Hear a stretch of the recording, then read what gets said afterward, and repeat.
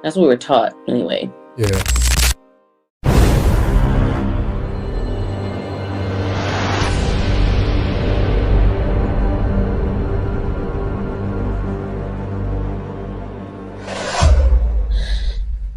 It's so strange because I have had an experience, well, probably multiple, but just one that I'm able to remember as it was somewhat recent within the last year, where I wrote it down, even though it wasn't a dream, but I didn't really know how else to like classify it. But like I was not asleep, but I was not, I guess, fully awake.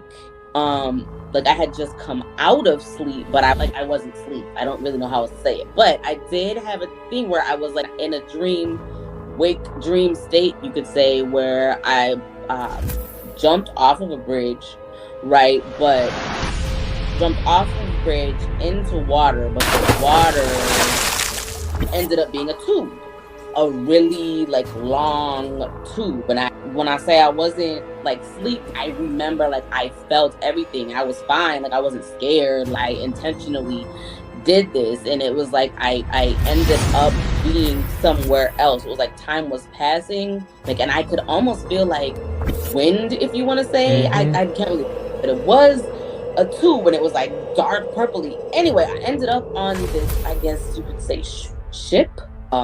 Yeah, maybe like a ship or something. And actually, I haven't even really spoken this out loud, but anyway, dude, we get there because it was me and like other individuals, and it was like this general or like sergeant or someone in charge that was basically like barking commands, and I don't remember what it is, he was saying. I just remember the feeling, and me feeling like, okay, I have to take in all of this information, telling myself, pay attention, pay attention, pay attention, and just taking in all this information. And like, just remember, like, I didn't have a fear. I wasn't scared, but it was more like a focus. I have to get this information.